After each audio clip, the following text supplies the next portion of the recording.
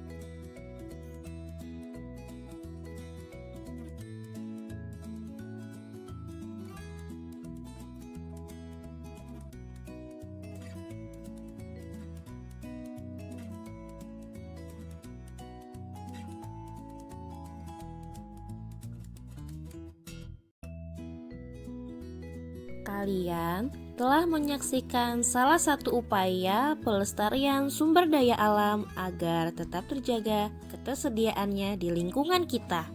Berikut adalah beberapa cara untuk mempertahankan padi supaya tetap bisa dinikmati. 1. Menjaga bibit agar dapat ditanam kembali. 2. Menjaga lahan pertanian. Jangan sampai lahan digunakan untuk kebutuhan lainnya. 3. Menjaga kebersihan lingkungan sekitar. Sampah akan menyebabkan banjir. Apabila terjadi banjir, maka tanaman padi tidak akan bisa tumbuh. 4. menjaga saluran air agar tetap mengalir. 5. Memanfaatkan beras dengan tidak berlebihan. Jumlah penduduk yang meningkat, maka akan meningkatkan pula kebutuhan terhadap padi. Kita harus saling membantu dengan cara menggunakan beras sesuai kebutuhan kita, supaya setiap orang dapat menikmati beras. Itu adalah salah satu upaya pelestarian sumber daya alam. Selain kebiasaan adik Beni yang membuang-buang nasi, masih banyak lagi kegiatan manusia yang dapat membuat ketersediaan sumber daya alam menjadi berkurang dan menimbulkan masalah seperti kerusakan lingkungan. Berikut ini adalah contoh kegiatan manusia yang menyebabkan kerusakan lingkungan. Penebangan pohon sembarangan. Hal ini mengakibatkan hutan gundul, sehingga saat hujan turun akan terjadi banjir dan tanah longsor. Menangkap ikan laut dengan bom dan pukat harimau. Ini mengakibatkan rusaknya terumbu karang dan kematian hewan-hewan laut. Membakar hutan. Ini mengakibatkan hilangnya habitat dan sumber makanan satwa yang hidup di hutan. Juga mengakibatkan hilangnya paru-paru dunia karena banyak pohon yang terbakar.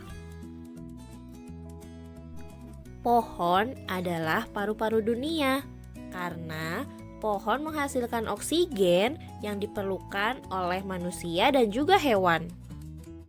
Apakah kamu tahu bagian tumbuhan yang menghasilkan oksigen? Yuk kita mengenal bagian-bagian tumbuhan. Tumbuhan terdiri dari akar, batang, daun, bunga, buah, dan juga biji. Bagian tumbuhan yang pertama adalah akar.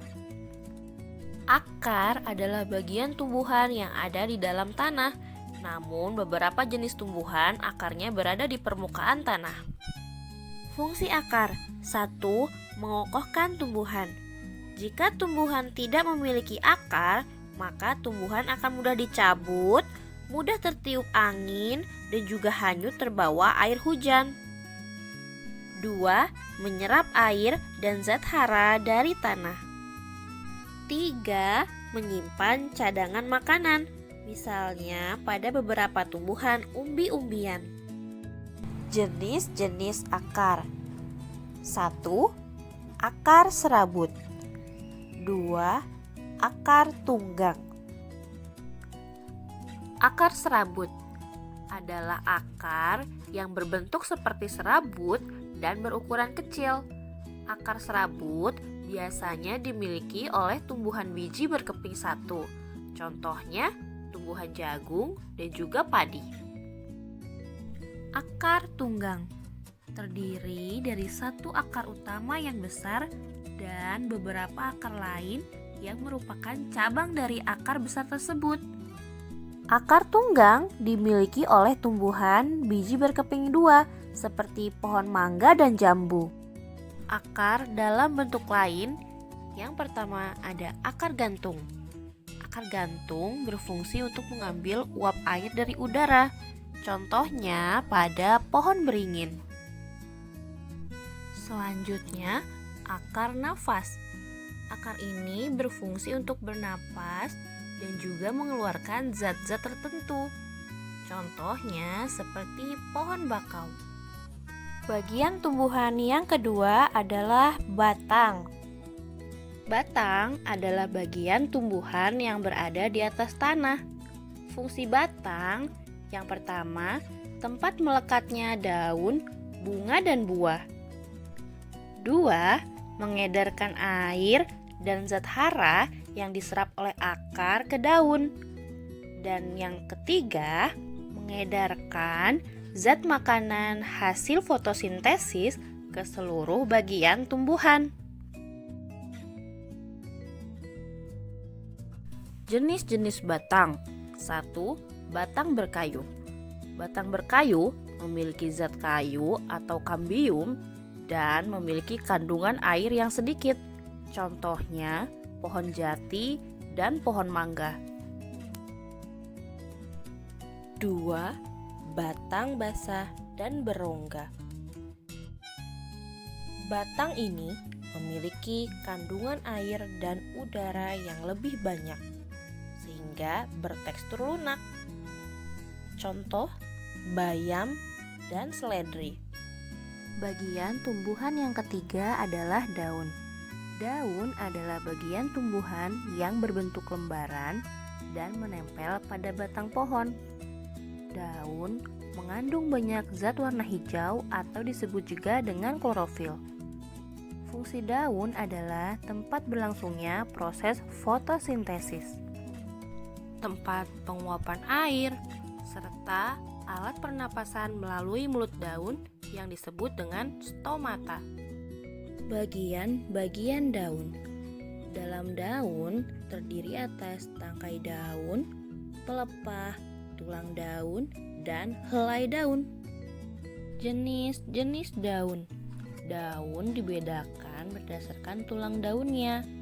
Ada tulang daun menyirip, tulang daun melengkung, tulang daun menjari, dan juga tulang daun sejajar.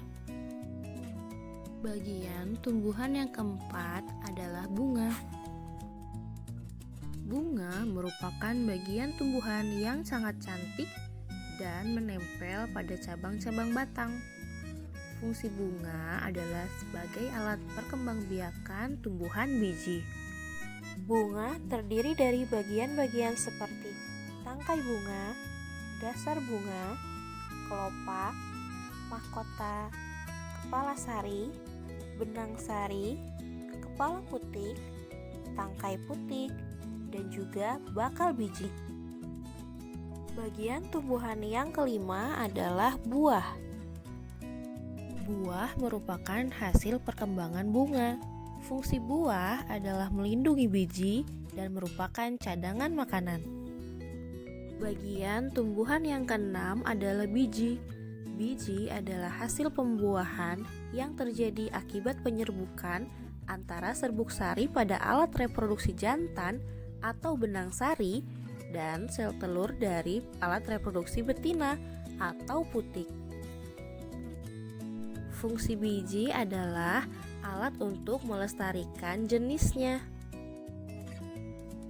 Bagian-bagian buah.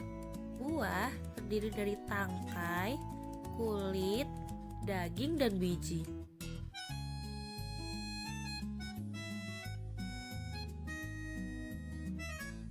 Kita sudah belajar bagian-bagian tumbuhan.